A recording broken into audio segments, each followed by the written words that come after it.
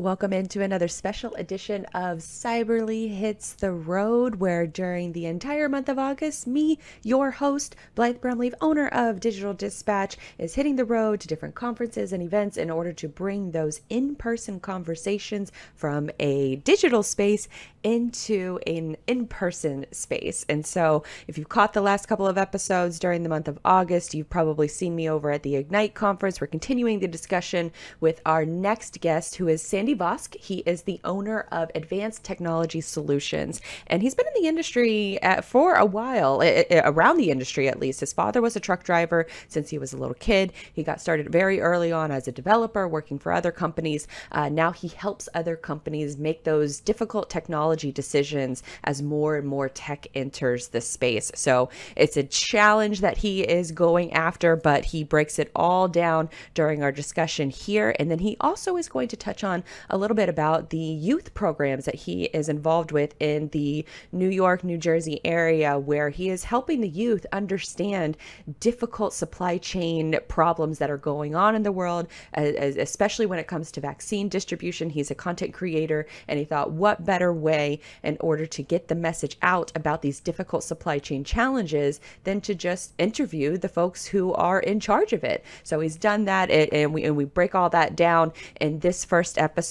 So I hope you guys enjoy this conversation with Sandy as much as I did.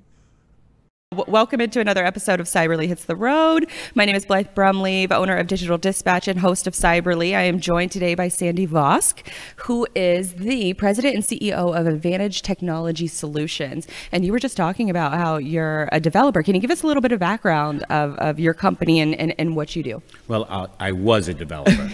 So, I like to say I was born into the supply chain industry because my father was a truck driver. So I usually begin with that. But I was really a developer, not coming out of college. I started really, believe it or not, in child welfare. Spent 4.5 years working in child welfare before I decided to make a change. And because I had a strong background in analytical, technical kind of, I just said, I'm going to do this. It was the world was growing in technology, and I left Columbia University, where I was going for my master's in social work, to go to NYU's School of Continuing Ed. You didn't even need a bachelor's degree. And I learned how to become a developer. Wow. So we were talking about, backup and redundancy. Yes. And so, you said the worst thing is doing something like this and then realize you didn't get it. Well, I said it was worse when you did all of this code and didn't hit the save button. And so very, very similar. Yeah, I mean, luckily there's a lot of, I guess, stopgaps, maybe people, websites and things like that, or even, Microsoft Word, all of these different programs that do the autosave now, because I'm sure that they heard from a lot of people, a lot of frustrated people, that when you lose work that you have been working on for hours, it is a nightmare. Your life is over in that moment. It's true. It really is. You go, oh my God. That moment you realize it is the worst. So tell us, so what kind of services does your company provide? So I spent half or more, about a little over half of my career working in the corporate world. And the foundation, and I was as a developer, was with PepsiCo.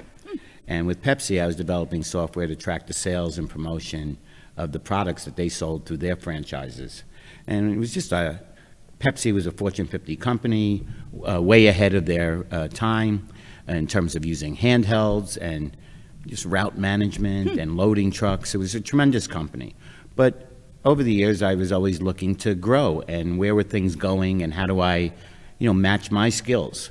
And to make a long story short, 18 years ago, I formed my own company, Advanced Technology Solutions, and we focus on manufacturing, distribution, and logistics companies, helping them make better decisions in technology, and not just on buying it, but implementing it so they get the business benefits they're seeking. I love that you mentioned that, because we're here at IGNITE, hosted by PCS Software, and it's a technology logistics conference. It's the first one back. How does it sort of feel like being back live with other, people in real life at a conference again? I have to be frank, I had some anxiety, about coming. And, at first it was like, great, I can't wait just to be back. And then, of course, you listen to the news, and it makes you uncertain, right? But it's just such a good feeling. The hotel, has done a tremendous job, and as well as everybody that's facilitated it. And there's nothing like being together. I'm a mobile warrior, like George Carlin said, a modern man. But, there's nothing like being with people. The energy flows between people when they're together differently than virtually. Absolutely. I've been doing this show since March of this year, and the night and day difference between having a conversation with somebody over like a Zoom call on steroids versus in person is just dramatically different. You can't control a lot of the settings that are around you, and I think that sort of speaks to everyday life, but it really is, the conversation just flows so much better when you're in person. And so being at this conference, you've moderated panels, you're speaking during it. Tell us a little bit about those takeaways, because by the time this airs, you'll essentially be done as far as like teaching. So tell us about the topics that you're speaking on here today, or this week. I'll start with that. Thank you. And it was really a thrill, and I was really very honored when Tony Vitiello, asked me to present. And the topic was supply chain digitalization, which is, a hot topic. And, so one of the things that I'm really proud of is I'm president of CSCMP's New York, New Jersey Roundtable. Oh. For those that don't know, that's Council of Supply Chain Management Professionals. And Tony's on the board with me in marketing. So, we've had a good relationship. But to be able, to present, and what I did was, which is just amazing, and from FreightWaves the value of CSCMP, used their research. I went online and just got some tremendous new research, which I used in my own presentation to help companies realize, like, what's driving them today? What's driving you outside customers? What pressures are you feeling to improve your technology? And what obstacles are you facing that are preventing you? And, most companies have it, whether it's money, whether it's people, having the right resources, whatever it may be. And then I spoke about what Advantage Technology Solutions does, and just really gave a roadmap of how to move forward in this climate of uncertainty. There's nothing that's steady underneath us. It's more volatile than ever. But, we have to move forward. You can't stay. It's not safe to stay in your one place. Absolutely. So let's dive into a little bit of those technology advancements, because it feels like there's so much that's been coming into the space over the last few years. Walk us through what some of those common challenges that you're facing. What kind of companies are you working with that are facing these issues of what to buy and how to fit it into their tech stack? It comes from all angles. I mean, I'll start from the positive. I always like to begin with the positive. And it's amazing how manufacturing is rebounding in America. We went through outsourcing everything, not everything, but a lot. Damn near to everything. Asia, right? Because it was cheaper. But now it's not just about near sourcing. Then it was like, maybe, we should lessen our cost by, let's move some of it to Mexico.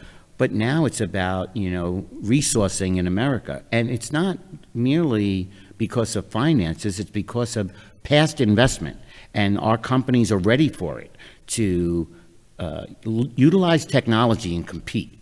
And this is going to be fueled by the infrastructure bill, even more so. So manufacturing companies, distribution companies have been swaying, trying to evolve into an omni-channel world where they only sold to retail, and now we're providing services to their website, and we're selling directly. And they don't have the technical internal talent to really, I have a challenge to keep up. One of the reasons I come to a conference like this is to learn. So how could somebody they're totally devoted to what they do keep up with all the technological advances? Right. It's very challenging, I think, for a lot of these companies, because they're just focused on survival mode, and they're not focused on growth mode just yet. At least, some of the luckier ones can be focused on growth, while some of these other ones are just treading water and trying to survive the storm. It looks like, we're kind of coming out of it, but there's still an incredible amount of difficulty. You mentioned the infrastructure bill that was just recently passed, I believe. Are there any? It's still in discussion. Are there any key components within that infrastructure bill that you think are really going to help some of these manufacturers? all of it is going to help, in the U.S. in terms of investing in infrastructure. The one thing, it's really not even being spoken about much, but I'm a people person. I'm very sensitive to people, and I really lead with the people component. It's not about managing technology. It's about managing change. And change begins with the people that work in the company. And so one of the facets of this that I think is really critical is improving broadband throughout the United States. When I heard it was bad enough to deal with all the issues of the pandemic, but poor people were trying to work from home and didn't have a connection, have to sit outside a Starbucks in a parking lot or something like that to connect. This is just, it's not even fair. There's no reason for it. We should be investing in America to enable everyone from wherever they are, anytime, anywhere, to have that kind of connectivity that they need. And I think that's with solutions like Elon Musk's Starlink system, which is trying to provide that internet service to rural areas. But even then, like you said, in the cities, there's people that have to go to a Starbucks or go to some other location in order to get a decent Wi-Fi signal. It's one of those things that this should have been invested in years ago. And a lot of these big ISPs just chose, they got a lot of money from the government, and then they chose not to invest in the things that they got the money for. And so now we're dealing with this massive influx of people who are doing everything online, and they're not equipped in order to handle it. And even from a parent situation where they have to help their kids while they're also trying to work, it's just creating these extra obstacles that it's difficult to see where the pathway moves forward. Because even with the Starlink situation, it's almost like $400, I think, just to get the mini satellite that sits in your house or sits outside. I don't know too many people that would take up on that offer unless you have the funds in order to be able to purchase something like that. And now, whether it's PCS or any of the software providers where everything's on the cloud, everything's about connecting to the internet.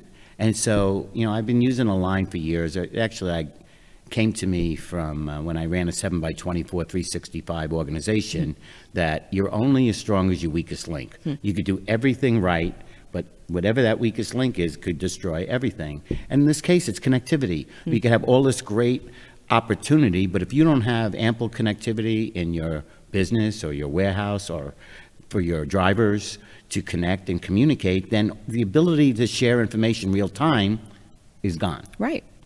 And so another one of the hot topics that you were discussing, that you were a moderator on, and I caught this panel and it was really fascinating. It's about sustainability.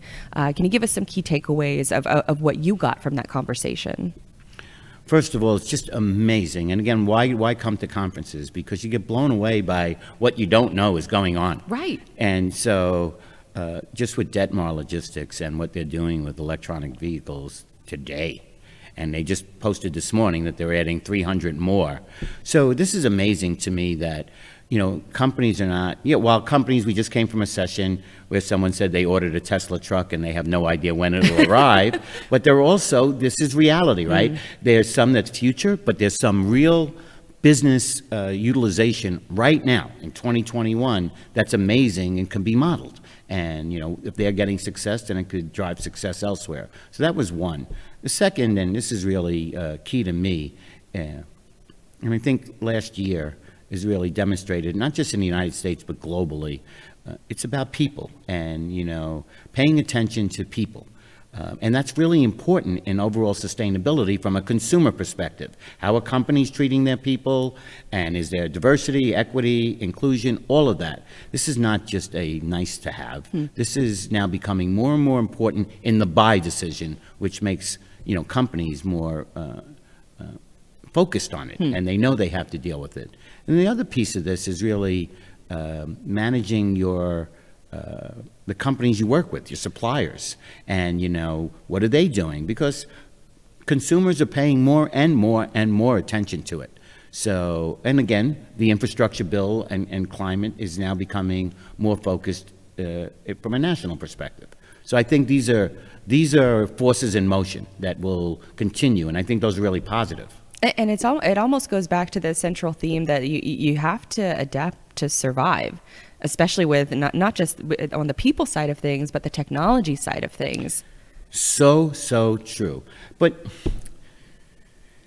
it's not. So you know why I say that? Because technology is not always the answer. And, I don't believe in technology. I love technology, but it's not for technology's sake. It's a tool. And only if it's utilized correctly do you gain benefits from it, like any tool.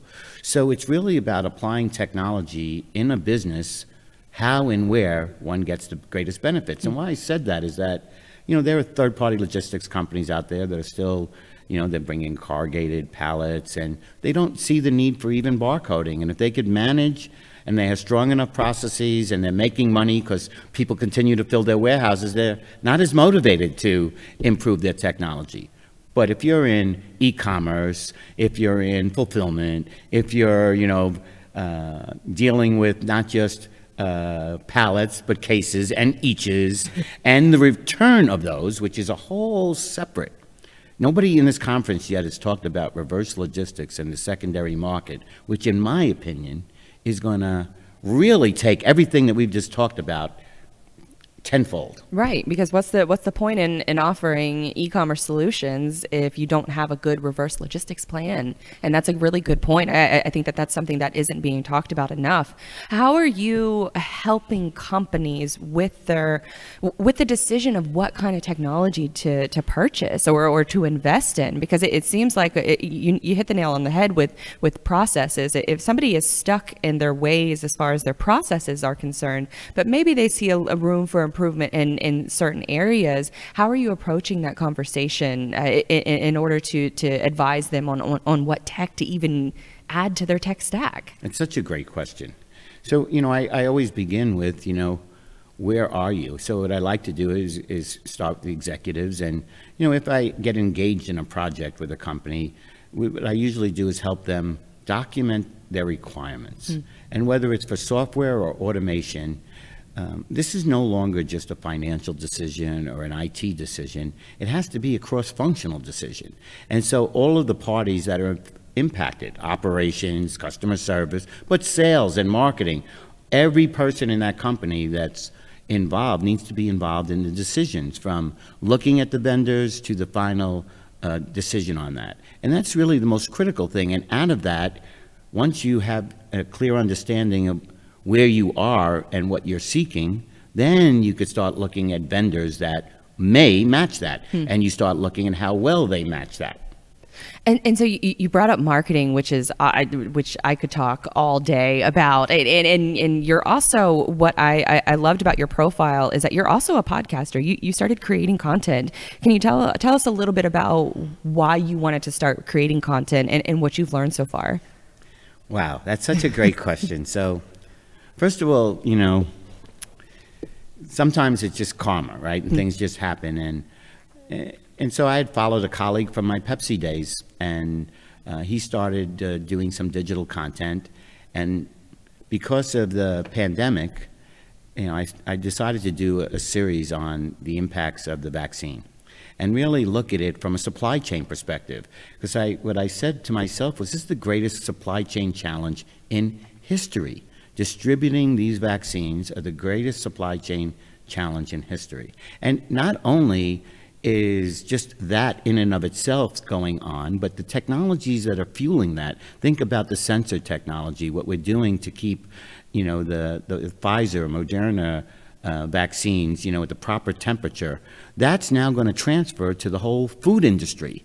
And that's about to evolve in just a magical way globally and totally change how food is distributed around the world.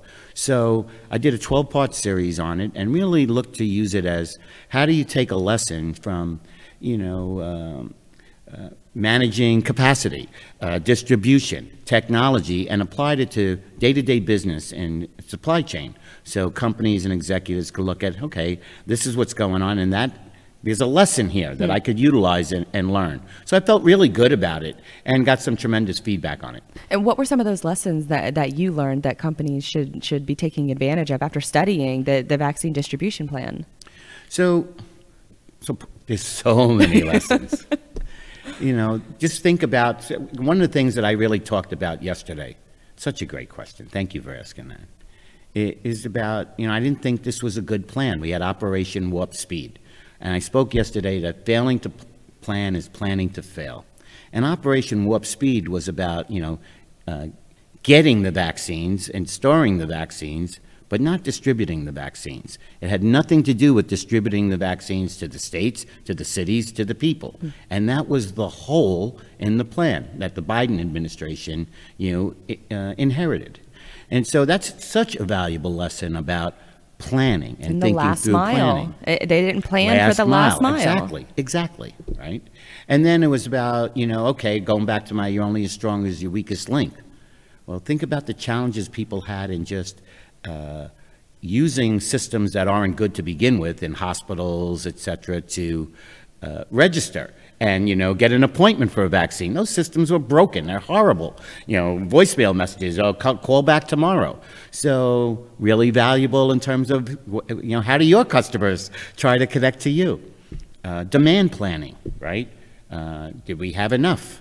Do we have too much? What do you do with it? What happens if you have too many vaccines and they have a shelf life of so many days? You certainly don't want to waste them. You need to be monitoring, tracking the FIFO, first one in, first one out, or in this case, FIFO, first expiration date, first one needs to be out. That's such a good point, because I remember early on when the vaccine was first being released, people were clamoring to get it, and they would just be waiting in a parking lot, just hoping that there would be extras that would be given out that day. And even though you weren't part of the original rollout plan, which is the elderly and the vulnerable, then you could just sit in the parking lot and you could just hope that they would have extras left over. Because I thought that was a fascinating sort of look into the human psyche of where these failures were happening, and the demand of people waiting in a parking lot to see, just by chance, if there were going to be some extras available.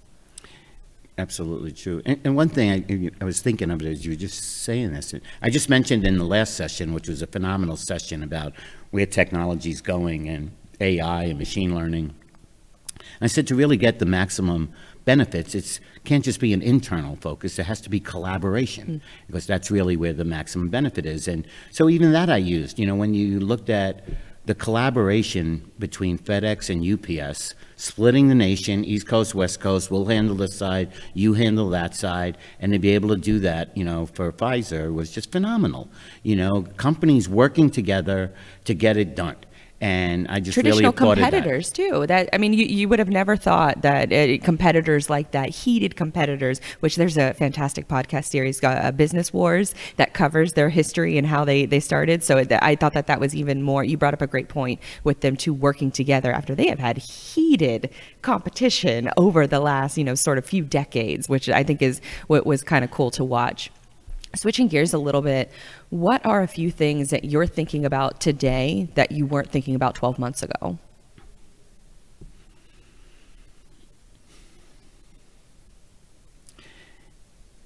That's a tough question. I have to think about it.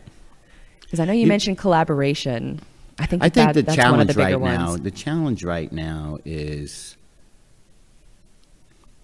I believe companies, because they're being challenged, want to make quick decisions. And, there was something, and there's a school of thought that says, fail fast, fail cheap. And if you're trying certain things and you have the depth and breadth and money in an organization, if you're a Philips Electronics, God bless you, But there's a lot of companies that are struggling. They don't have enough people, they're shipping containers of 5 times to ship something from Asia as it was the previous year. So they want to make rash decisions, and it's tough to slow them down, or how do you engage them in a way where they slow down enough to make a quality decision? Because making a bad decision on a transportation management software, warehouse management software, ERP, it's not just costly, it could be catastrophic to a company today. Wow. And it's not just the money, it's the diversion of the staff, and then the frustration that it didn't work. If you put customers on the system and now it's not working and you have to back off, so emotionally, mostly to the customers. If there's impact to the customers, then you're really in trouble, right? And I've been in situations like that. I've been called in where companies have made bad decisions, and then in the fire brought me into, hey, we need you to help us get out of this. And what were some of those situations like? How did you help them get out of it? And did they ultimately survive? yes, so I'll give you one. And these are companies that are case studies. Some are actually giving me video testimonials on the website. But in this one case, they made a bad decision on their own. Warehouse management software, put it in, it wasn't working. I knew the vendor, and this vendor just was one of the least professional vendors I had ever met. In fact, I invented a term, customer disservice, because I never saw anybody mistreat customers. And to me, I'm about customer obsession. I'm like Amazon, customer obsession. You're in the service industry and you're not focused on your customers, you're not going to be around long. So they had made a bad decision. Their customers are angry. So I helped them make the right decision, pick the right warehouse management software, and help them transition this customer that was angry first and get them on the platform with EDI and exchange of information, all well. So I didn't just satisfy my customer, I satisfied their customer. Oh, that's brilliant. I love that. And so from all of these learning experiences, how is this, you started creating content, you're helping all of these companies, not just only with their own decision-making, but also with their customer decision-making. How are you evolving that into your plans for your company in the future? Is it more content on the horizon, or more special series planned? How are you approaching sort of this next year? Thank you. It's already evolving. One of the things I really like, and to have the opportunity to do it here, not just to present, but moderate a great panel on sustainability, be with you on this podcast. I want to do more of this. And, I've done it not just individually, I've done it as a member board of CSCMP. We put on great webinars. And so I want to do more and utilize that position to achieve more by reaching more people. I'll give you an example of what we're already doing, because some of the folks are part of the New York City Economic Development Corp, Port Authority, New York, New Jersey. So these are amazing people that can really help in a large way. You can get a larger benefit by impacting more people, specifically in education and jobs. Jobs are a real hot button for me because there are people without jobs, and in our industry especially, jobs without people. And I'm like on a mission to help that. I actually have something I'm really proud of. I sit on the board of the Urban Assembly School of Global Commerce. It's a high school in New York City devoted to supply chain. And so really looking to build that platform to help these kids, achieve better opportunities in life, but as well as to fill the void in supply chain. I love that because there's so many, I think over the last year, we've really learned, I think the greater population, not just us folks who are in the industry, but the rest of people, that they've learned when the toilet paper is not on the shelves at the grocery store, what's affecting that. And so people started getting more of an interest into supply chain and how it works, where their products are coming from. And so I think we're also seeing what I heard coined as radical transparency. Certain brands now are letting you know their exact costs. I think Campbell's Soup was one of these examples of where they source their materials and how much pricing that they include and how much an upcharge that they include. And there was a lot of fear initially that why would we release this kind of information? But then sales started to increase because people supported the brand because they knew where their stuff was coming from. And I think we're going to be seeing more of that across the board. And as supply chain becomes just a greater awareness based on programs like that, because it really is about the younger people and getting them involved and getting them enthusiastic about supply chain and where their stuff comes from. I think that's you're doing a great job there. And I actually used, and it wasn't the intention, but it just unfolded where some of the videos series that I was doing, I was utilizing, I sat in on weekly sessions with the principal and the teachers of the school, and they were struggling. It's hard enough to teach these kids, and then they were virtual. So I said, why not teach them, you're in the supply chain, teach them about the vaccine. So they started to do this, and they started to utilize it. And it's like, hey, there's a great example here, and the kids could connect to it. Right. They could understand what it meant and how to tie it back to supply chain. So now I want to do that at a higher level with kids in community colleges, and that's the opportunity with CSCMP that's really exciting to me, to do that with community colleges in the metropolitan area, Rutgers University, and to be able to really build that bridge to really help the students and help our industry. Love that. Always great insight. Sandy, where can people find more of your work and follow these great programs that you're a part of? Thanks so much. I mean, one way is just on LinkedIn. I really use that a lot to share, what I'm doing and networking from that perspective. My website is really a good reflection of who I am, what I do, and like I said, there's some great video testimonials. It's always better to hear what somebody else says than you talking about yourself. But that's advantage-ts, as in techsupport.com. And my email address is svosk@advantage-ts.com, and welcome any and all, feedback. Absolutely. I'll be sure to list those in the show notes. So anybody who's interested in following more of your work, I'll just make it super easy on them in order to check out your website, email you, follow you on LinkedIn, all that good stuff. Sandy, thank you so much for joining us. Thank you. I could speak to you for hours. This was phenomenal. I know, we just killed about 30 minutes and just easy. It's an easy conversation. That's the benefit of being in person again. So thank you again, and I hope more people check out the work you're doing, because I think it's important. Thank you very, very much.